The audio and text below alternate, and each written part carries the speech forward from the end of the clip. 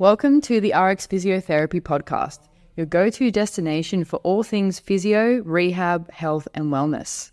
I'm April Patterson. And I'm Brendan Jason. And each week we will dive deep into fascinating topics within the health world. From physiotherapy to nutrition and beyond, we cover it all. So sit back, relax and enjoy the journey as we explore the exciting world of health and wellness. And before we begin, we'd like to acknowledge the traditional owners of the land which we meet today, the Dharawal people, and pay respect to elders past, present, and emerging. Let's get started. Good afternoon, good evening, good morning, depending on where you're listening from. We now have listeners apparently too. Amazing. Yep. We love that. I thought everyone, like family members especially, would like say they would listen to it just to support us or like it, but they've actually been listening and learning stuff. We love this. We appreciate you guys. What's new, April? Feeling like getting a bit more stability. Because we're in our new location here at Hustle Art Health Yep. in Lake Illawarra. Yep. Yeah, no, it's feeling good. Gym's open, physio's open. Very excited, very grateful. Yeah. I was saying to Brie, our reception before, that it feels like we've already been here for a while, in a good way. It really feels like we had gotten into a good routine and things are working, even though there's lots of, I don't want to say teething problems, but little things we are trying to optimize. Yes. It still feels like things are running pretty damn well already. 100%. We're very grateful. Yeah.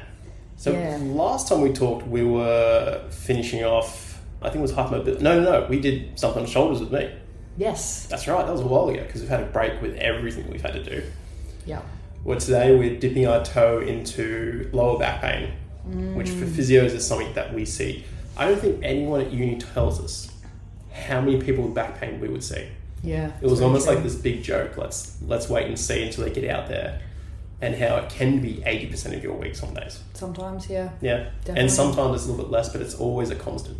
And the plan is for this to be like a multiple part series, but we're going to keep coming back to it each and every time rather than just spend 6 months, week after week, just on back pain. Because it really could be from all the different types. How many patients per week do you reckon you see with any kind of back pain? I reckon it can be up to 50% of my caseload. So I've had a lot of issues with back pain myself. So yeah, I have a particular interest in it. It's a big topic, definitely one of the biggest. And we were talking about this before, is how I don't think many physios set out to be back specialists, but we all have to be pretty good at it. Definitely. Where we can all go into shoulders, hips, knees, necks, elbows, hands, but almost everyone, what's the stat there? This is from most recent literature that I pulled up, that 84% of everyone will suffer some form of back pain in their life throughout their life. 100%. 84% is huge. It's huge. And that could be, No, you go.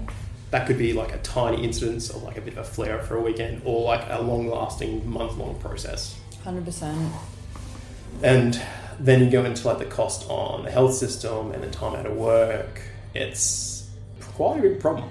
Simple as that. It definitely is. And if it's not managed right, it can become chronic, which is something that you end up living with and having to manage long term, which is a big burden to carry. Absolutely.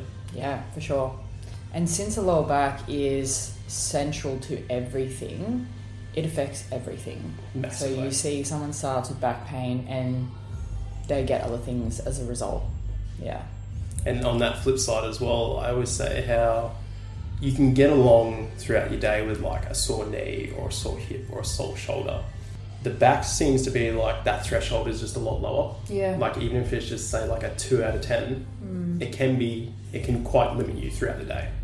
Where a 2 out of 10 pain in the shoulder or elbow, you can definitely find ways to work around it and keep it managed. Definitely. With the back, there's just no hiding from it. 100%. I mean, it's our main way of standing up against gravity. Absolutely. So everything we do irritates it. So yeah. What a cruel joke. Yeah. Oh. Before we continue, and I think we're going to come back to this as well, we'll talk about red flags real quick for anyone listening. Because we are an educational podcast, if anyone's got any of the following, please don't self-diagnose, talk to your GP, talk to your physio, or at very worst, seek straight up emergency department help, just in case. So stuff like bowel and bladder dysfunction, that's very big. Yeah. Numbness in the groin area, that's huge. Pain down both legs, Yeah. One leg at the same time. Yes, at the same time. That's true. What were the other two we always need to focus on as well? Night pain. Night pain. It's massive. Standing up and your legs just giving out from under you. Yeah. Sexual dysfunction as well. Yeah. Those are the big ones where I'm like, if you have like two, Yeah. I'd be like, yeah, definitely seek help. Yeah, definitely. Don't wait on it. It's odd how when people come in and they could have quite severe back pain and they have like radiating pain or pins and needles down one leg, we almost feel relieved. Yeah, definitely. Because like, oh, this is fine.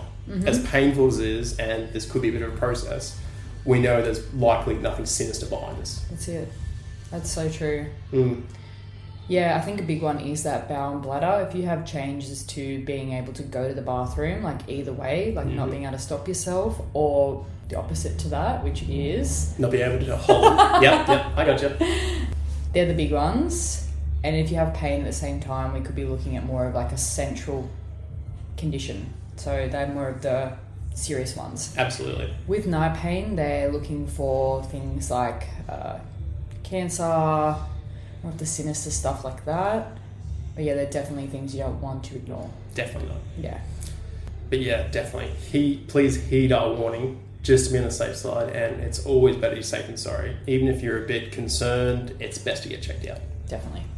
Okay, now that we got that, I've actually pulled up all the technical terms of types of lower back pain. And there's quite an extensive list. So we go from things such as traumatic, which could be like a rugby player getting struck from the side, or someone taking a bit of a fall, landing on their hip, and they get up and they wonder why their back feels a bit jarred up. Degenerative changes, which is normal. Everyone has degenerative changes. People get worried when they have a scan and they see like, oh, I've got osteoarthritis everywhere. And I said, if you're in your 60s and you've been a concrete your whole life, it'd be weird if you didn't have those changes. Infectious, this is when I'm starting to get a bit more serious. And there's multiple causes for that. We won't dive into that too much from here. Inflammatory types, so your rheumatological conditions or your any conditions that tend to attack your own body. Metabolic, so we're talking about degradation of the system, osteoporosis, especially on the female side of things. This is a big one that I've been seeing lately. So in order to have healthy bone density, you need to have vitamin D. Yes. And I have seen quite a few cases, especially in women, where their back pain is actually explained by not having enough vitamin D and affecting the bone density in the areas. And I believe there's even a second vitamin that has to go along with it so we can absorb it even further. I don't know exactly which one that is. I think it's vitamin K2, but someone would correct me there, but they work so well together, but no one thinks about having vitamin K. That's found in a lot of like leafy green vegetables like kale, collard greens, there's a couple other ones out there as well. Yeah. But like I said, it's in some people's diets it'd be pretty frequent, in other people's it'd be almost like a non-existent. Definitely, 100%. And that stayed with the fact of, well, once again, we always need loading, and the back and the bones are just exactly the same. Heavy weights, jumping within reason are the best way to actually promote bone strength. Yeah. It's about finding how you can do it is the real key there. Yeah. Postural. We're going to get into this one a little bit today about people spending a long time slouching forward or picking up things. I don't want to say incorrectly because that is a bit of a scope. There's definitely a wrong way to lift, but there's definitely a few variations of how the right way to lift is. Definitely. Congenital. People are born with like very, very excessive upper back roundness or scoliosis. Yep. I've seen a variety of people's scoliosis, to be honest, and some people where it's such a slight angle you would barely notice it, and they may get a little bit stiff on one side of their lower back just because that muscle's working harder. And then there's those other people who have what's called that crazy cob angle where you can see it clear as day, and it's almost it's really not surgical in that point. Yeah. And then psychiatric, which is something that we don't think about often from that side of things, but rather if someone has back pain, generally it affects the mental health. Definitely. But then it makes sense that it would work in the reverse as well. Yeah, absolutely. So there's a lot to go over there in the coming weeks and even months. Definitely. So what I'm going to start off with, and like I said, we're going to start off with one of the more common and easy ones, which is a lower back spasm or overload or posture related. What do you see in the clinic in terms of signs or symptoms? What's that typical person look like when they walk in through the door? From that overload point of view? Yeah.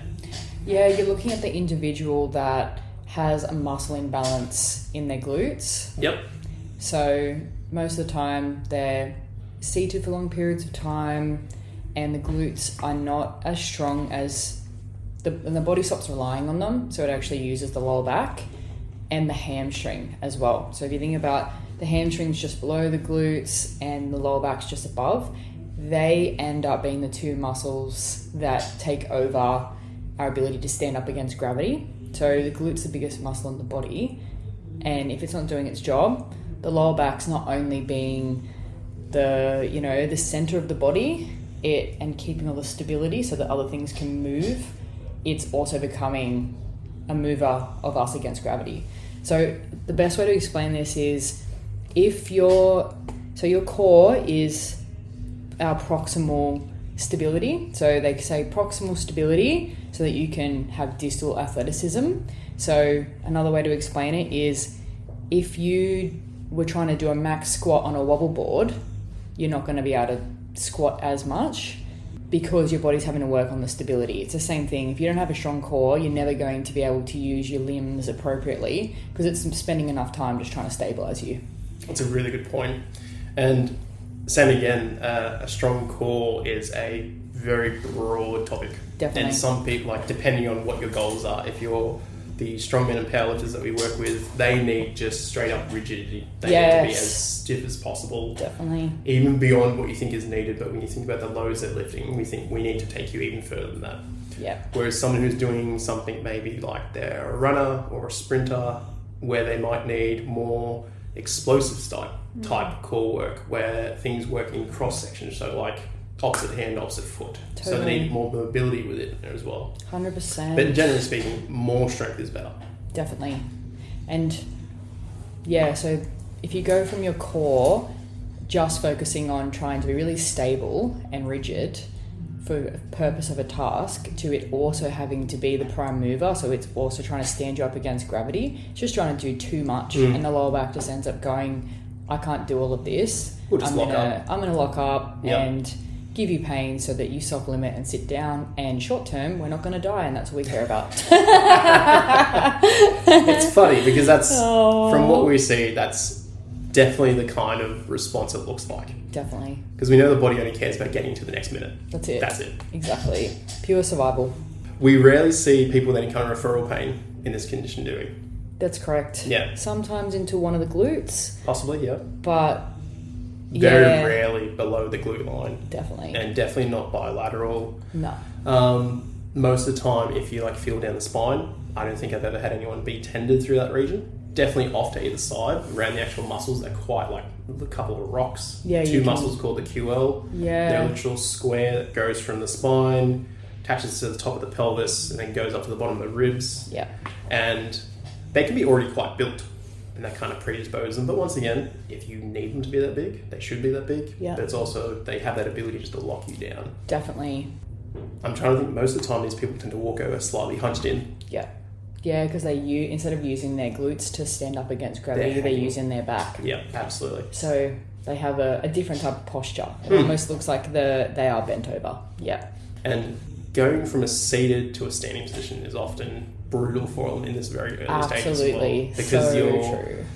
You're going from a position of rest almost, where Yep. things are quite stacked on top of each other. And as soon as they lean forward, everything tenses up even more. That's right. And they get that big surge of pain.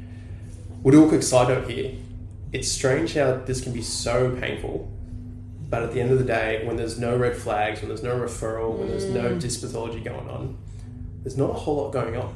It's quite benign, which is nice to know for a lot of patients, but also quite frustrating. Yeah, definitely. Because of how limiting and how painful it can be. Yeah. But it's also all right. And I think a big part of our job is making sure that they know, hey, we see this every day. Yep. We've been through it ourselves, and we'll get into our own experiences with it too. And the fact that we know this will pass. Definitely. It's just waiting it out, applying the principles, getting moving slowly within reason. And everyone's got different methods for what works best. Absolutely. And that pain is just your body trying to protect you. Yeah. So it goes we're going to give you 10 out of 10 pain, and then you're just going to lie down, and you're not going to hurt yourself doing that. And until we're confident that things are good, that's a good strategy. It's such an all or nothing kind of way of doing things, isn't it? It really is. But in saying that though, most of the time we talk to these patients and they might say, oh, it was a bit stiff in the week leading up to it. Yeah. And most of us think, oh yeah, big whoop, we'll just ignore it. Yeah. But then you look back on it and you think, okay, that was our body talking to us at that point. Exactly. Now it's screaming at us. That's right. Fair enough.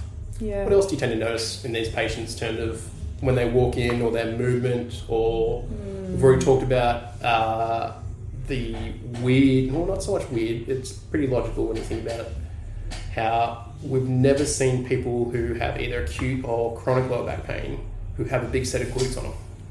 I was just about to say, usually glute bulk, which sometimes can be misleading based on genetics. Some people can have really good glute bulk and not have much strength at all in the glutes. The walking style, they'll be walking they're almost like shuffling when they walk because they're just not confident in their stability at all. They'll be really rigid through the lower back. So they'll be the type where you get them to bend forward and their lower back's like a brick. Yep. So that's the body trying to reduce the force through it.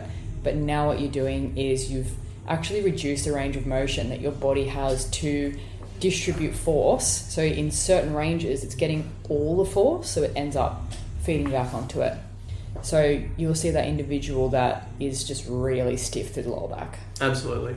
And I've noticed it more and more, and I feel like this is Instagram's fault, of especially a lot of trying to make sure this doesn't come off as creepy, because I can tell how it would come off as. Yeah. The fact that a lot of ladies are trying to show off their glutes as much as possible. Yeah, and end up definitely. changing their posture even and really arching their lower Absolutely. back. And that definitely sets you up. So they may have good glute bulk, but they're And so much extension through the lower back. They're teaching their back to work so much harder all the time. I see that so often. Yeah. Yeah, definitely.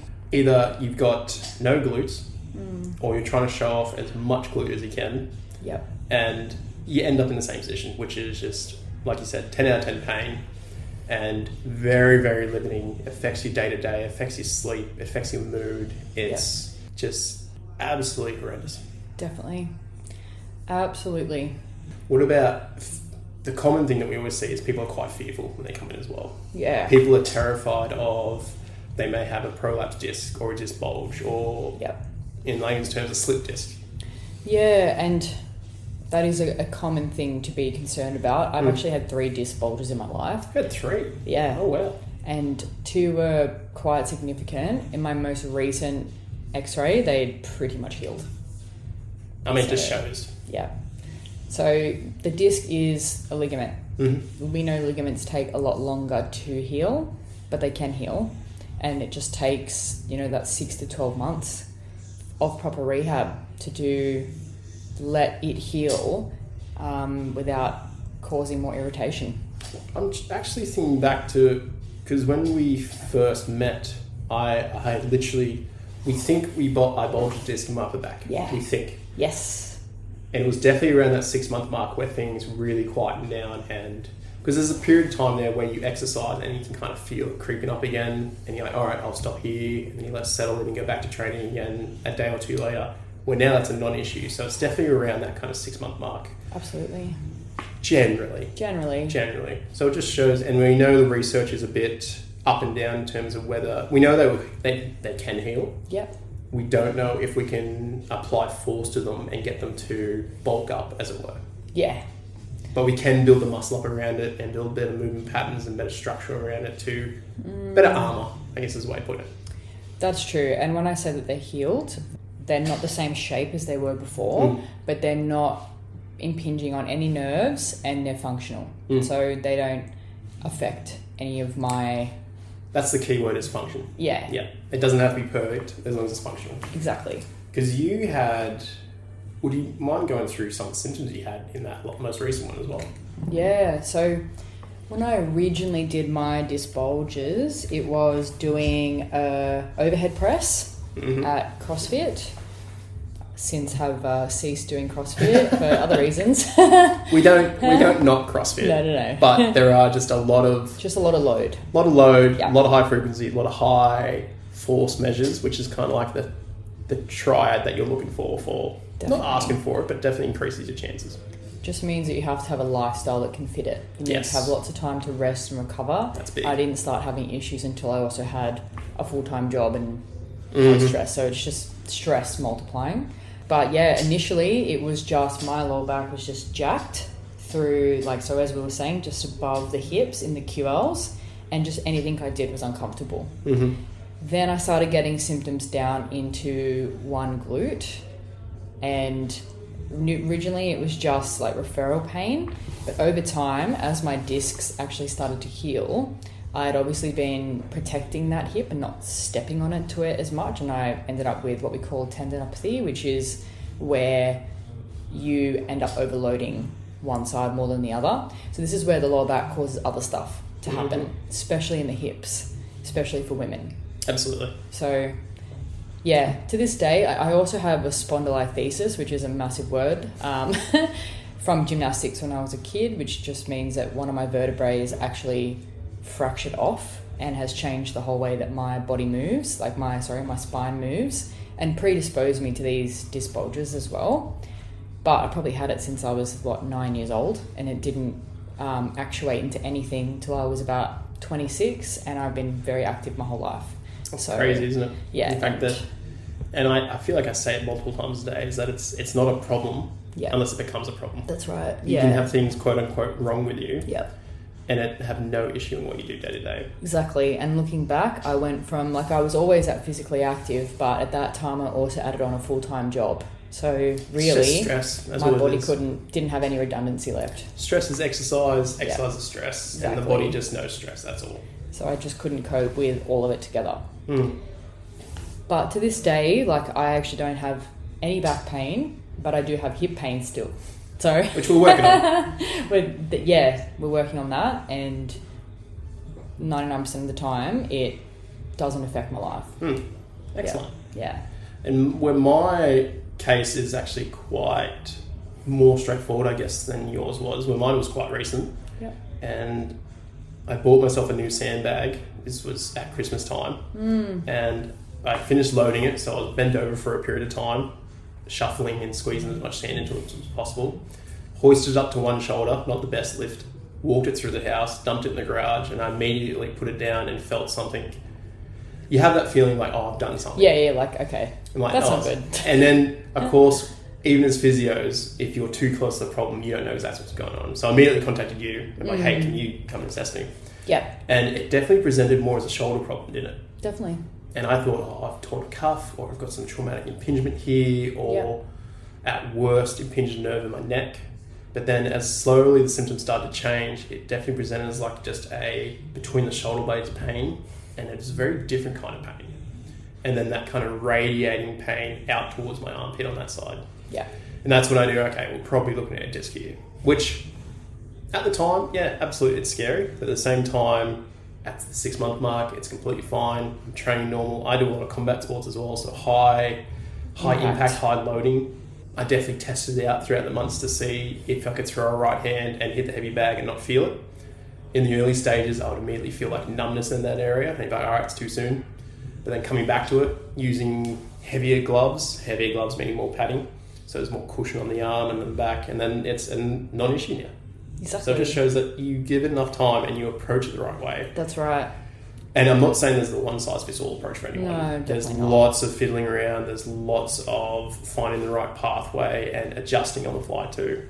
And the alternative to that is if you just didn't seek out treatment, your brain remembers how it injured itself and it takes a memory shot of that. Yep. So the next time that you go and do that activity, it's going to bring that up as a survival strategy and give you pain.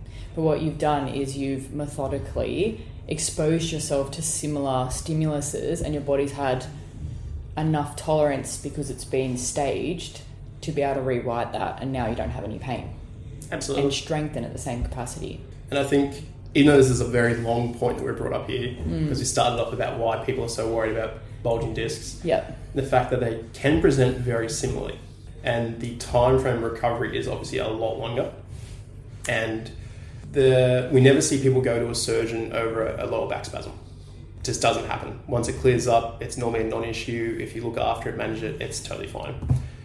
disc issues can progress to that if they're severe enough. If you've got enough nerve impingement, if you've got enough chronic pain, if it's affecting your day-to-day, if it's impinging nerves and you're getting muscle wastage or muscle weakness, that's when we start talking to surgeons. Yeah. So it's right to have that concern and that fear, but most of the time when people come in and we're confident there's no impingement or disc-related issue, like this is very benign. Exactly. We're pretty safe. Your pain is there. We never discount anyone's pain. No. Because we know what it feels like to be in that kind of pain. Definitely. And our goal is just to get you out of pain, get you moving, and to make sure you got the tools to make sure this doesn't crop up again. Definitely. Because we know it's any kind of back pain. If you've had it once in your life, there's a good chance it could have another episode, whether much more minor or much more extreme, at around about the 18-month mark. Yeah. Some people are complete outliers and they never have pain ever again. Other people, it becomes much more frequent. Yeah. I would hazard a guess those are the people who also don't kind of heed our warnings and don't look after themselves as much as well. Yeah, and suddenly increase activity or like something where it's unforeseeable, like a traumatic incident that is quick. Yeah, you've already got that underlying weakness to it. I say it all the time, there would be no full-time physios if everyone just eased themselves back into activity. Yeah. Because then the amount of times people jump into an activity and they either hear something go pop or they do fine and then they're like, oh man, my shoulder's jacked up. It would cut down on not that we want to, we love helping people. Yeah. But it would cut down on so many overload injuries throughout the year. Definitely. Everyone. But being our personality types as well, we know we both like to jump straight in and do as much as possible. Definitely. And you also, it's you want to hover in the middle, right? You don't want to be too scared of movement because that's when you end up reinforcing these sort of fear, chronic pain signals. But at the same time, we want our bodies to have a chance to adapt. So you want to push just outside your capacity. Absolutely. Yeah. It's a really fine, and it's a fine line, but people tend to, the best patients I've seen are the ones that really dig deep into that realm and kind of figure out, okay, I can do a little bit more today. I'm going to be okay with this. I'm not going to hold myself back too much. Exactly. But I'm also not going to be silly about it. Exactly. Totally. Let's talk causes. Yeah. Because this is kind of different in the fact that this can be much more, not subjective, but much more emotion related as well too. So say if someone's very high on stress for a week, they've gotten very, very low sleep, or they've done a whole bunch of gardening. Yep. You've got 3 kind of predisposing factors right there for things to just lock up. Definitely. What else do you see? Yeah, that individual that sits for work and then goes and starts at the gym without much guidance and maybe does like a heavier squat than normal. Push things a little bit. Or again, sitting for work and then wrestling with their kids and feel something go pop. Yep. Yeah, a lot of the times it seems like a benign cause as well too. Yeah, like something you wouldn't expect. And I feel like that's what kind of gets people afraid of it as well. Yeah. And they get into this mindset of, oh, I can't pick up that golf ball anymore because my back's going to go at any minute. Yeah.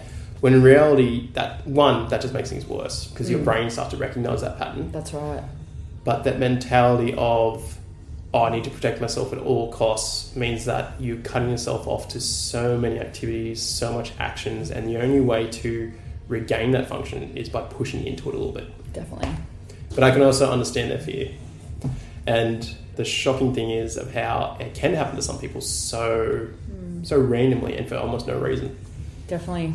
And most of the time, if we look at their like muscle imbalances, you can kind of go, I can see why this has happened. Like it was just hovering in the background and you just need that little push. Exactly. Like if you're using the wrong muscles to act, like to stand up against gravity and then you bend over and stand back up again, those poor little muscles are like, we cannot cope with this sort of transition. And again, you may not have hurt yourself in a serious way, but your body is going to limit your movement just to make sure. Definitely. Yeah. I just realised as well, anyone listening that can pick up on snoring in the background, that's my dog Maddie, who's been in and out of the office lately because she's been a little bit unwell, but she's coming good today, but she's definitely well and truly asleep at the moment. Just in case anyone picked up on that.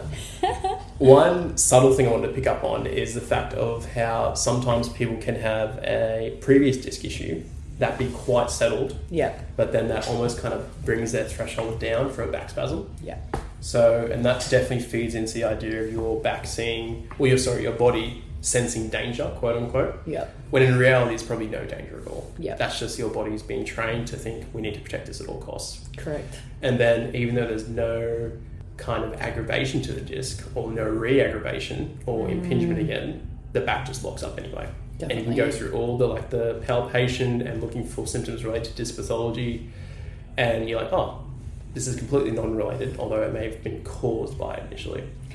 It's true, and I always liken this to a fear. So say that you have a fear, like something traumatic happens to you, you have a car crash, and then your body naturally is going to have a fear of that happening again. And you could drive for years, and then your body might just see something that was very similar to what happened in the car crash and had that same response. And it's the same with pain. Your body has all these memories stored as a survival strategy, and like you could be walking around and just move right in the range of motion that initially caused the pain, and your body goes, no, don't like that. And whether it's something that's threatening or not, to our body, it's a good strategy to just give pain, because then it gives time for you to sort it out. Absolutely. Yeah.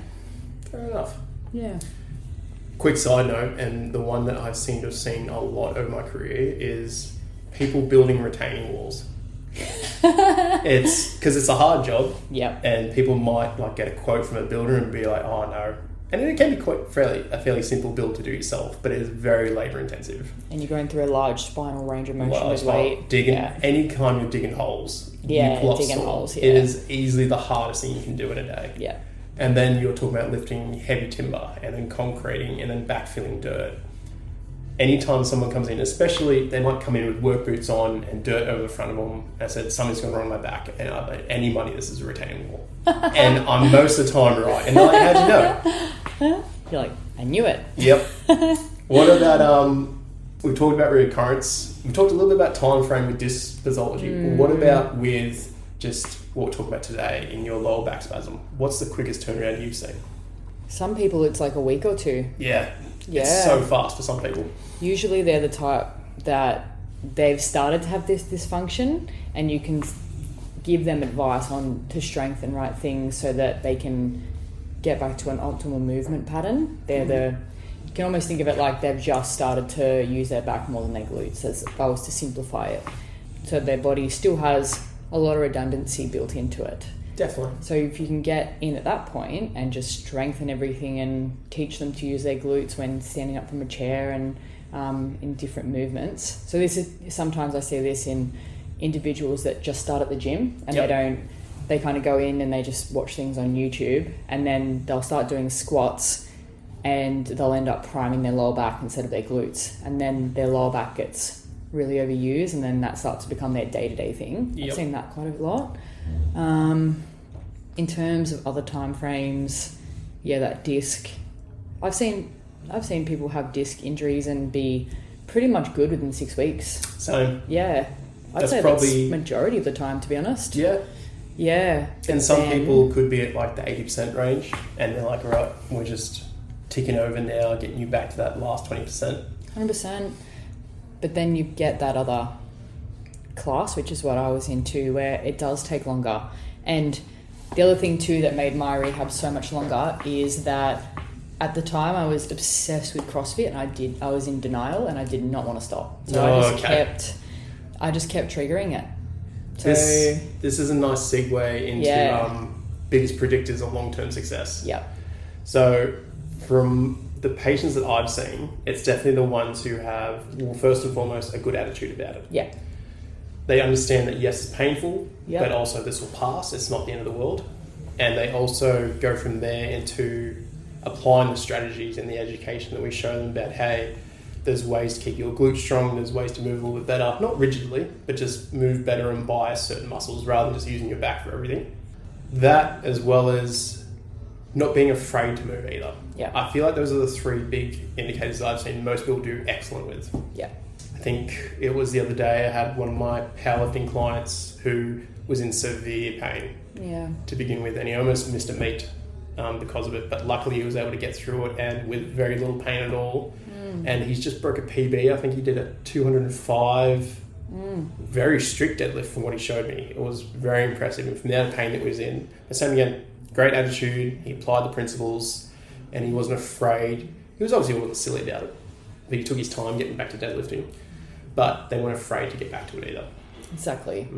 But also having the perspective that your body needs time to rest and heal. Definitely. And if you keep putting the same pressures on it during especially those initial phases, you can think about like if you have a scratch, right, and your body makes a scab and then you flick it off, it has to start making that scab again. So if you never give it that time to initially protect that injury, one, it's probably going to get worse, and two, it's not going to heal, and then you're going to end up with, when your body is in pain, it also inhibits muscles, so you're getting weakness at the same time, which is going to feed into the wrong muscles being the main actioners of the movement. So yeah, having appropriate rest, and for me, like dropping your ego and seeking more help is so important.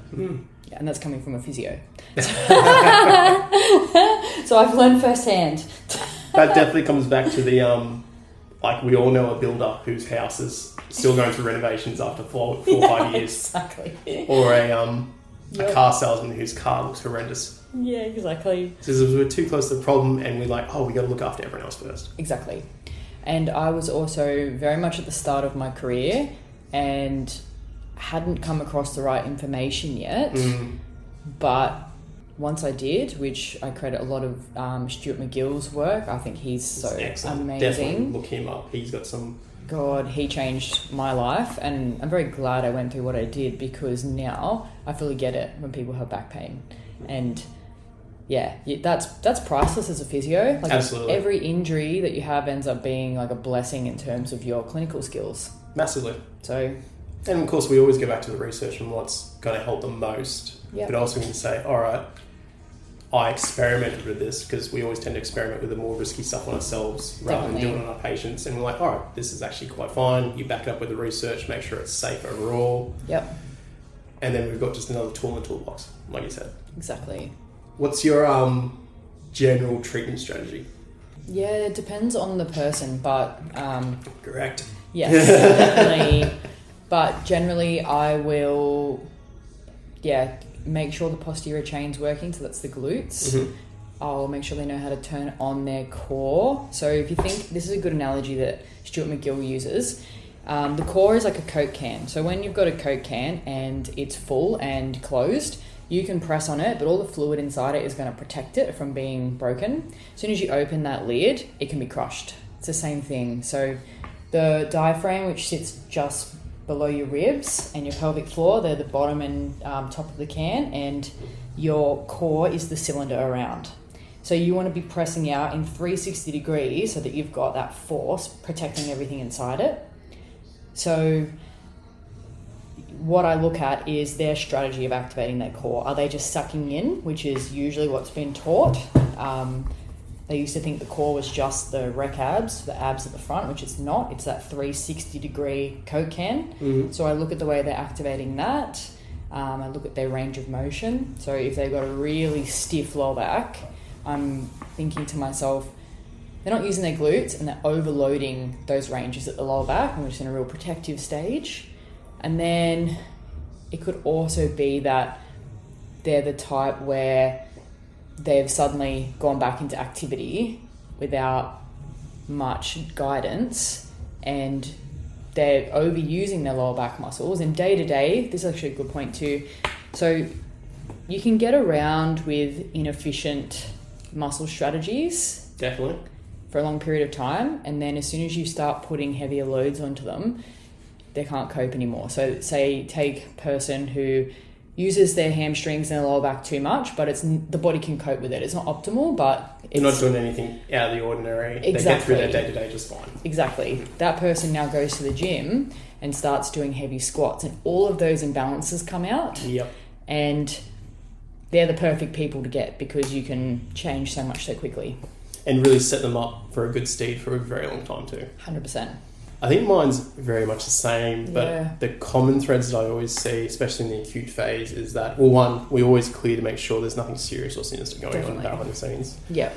After that, People tend to love heat.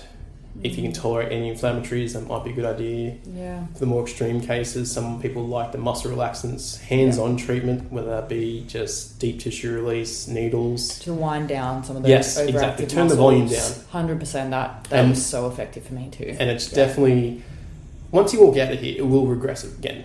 But the idea is that it's not going to go back to how it was when you first walked in the door. Yeah. Even if it's a 10% change overall, that's still a progress forward. Because all we're doing is causing a different kind of sensation, different kind of pain to help deregulate those tight muscles. Exactly. Kind of like if you hit your elbow and you rub it, and your body's like, oh, actually, that's okay. Even though, what are we actually doing? Exactly. But it works. And it is. helps to activate the right muscles and downregulate the ones that are being too active. Absolutely.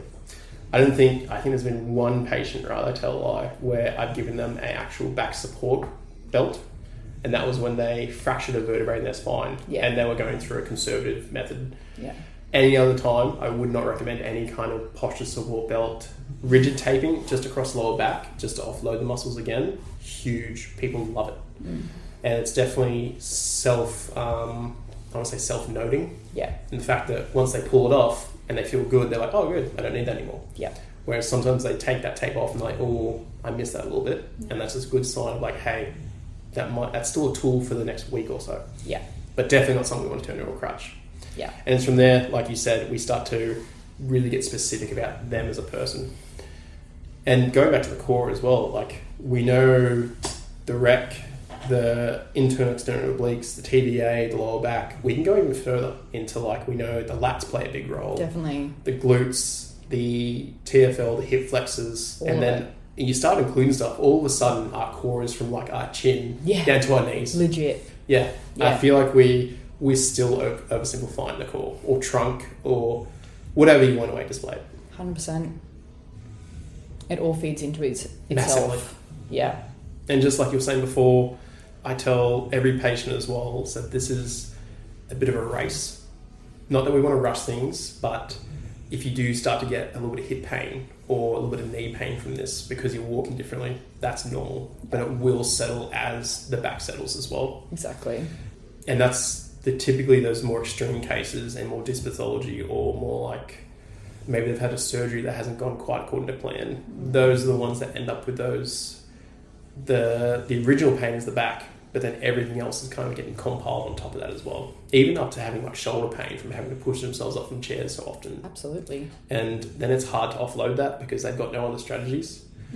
And they just end up in this kind of cycle of pain, which there's still hope for them. And there's still methods to get around that, but we want to avoid that at all costs. Definitely. Simple as that. Definitely. The body is so resilient. Yes. My God. Yeah. It'll keep ticking over until there's nothing left. That's so true. Is there anything else you want to add? Because we've covered a lot in a very short amount of time. But then again, like I said, this is only episode 1 of probably 50 on lower back pain. Yeah, no, I think that's good for today. Lower back is definitely the biggest topic just because it does affect everything. So let's leave it there. And then, we'll pick back up next time. Thank you all so much for listening. And thank you, Brendan, you amazing soul. Before we go, do you have a fun fact loaded up for us? I know you will. I do. Elephants are the only animal with 4 forward-facing knees. So kneecaps are on the front? Yeah. So all the rest have them in the back? Yeah. Even cats? Yeah. Oh my God. How what weird about is that? Dogs? Same. They got an elbow and 2 knees. Wow. I feel like anyone so good who Maddie's listens to here this- right now. I know, just to say that diagram. I feel like everyone's going to go Google elephant knees now. And be like, yeah, they really do. When someone told me that, I was like, surely not. And then I had this image of like an elephant doing like a quadruple knee stretch. So dumb. And these are the things that get us through the day. Yep. Somewhat physio related, but also really dumb. Aw. Yeah, that's really good. I think that's we'll definitely have some videos up on the channel and some clips going as well. Yep. And it's been a really good start to this. 100%. Thank you all for listening again. And we will won't see you, but you'll hear from us soon. You'll hear us, definitely. Thank you, April. Thank you, Brendan. Bye.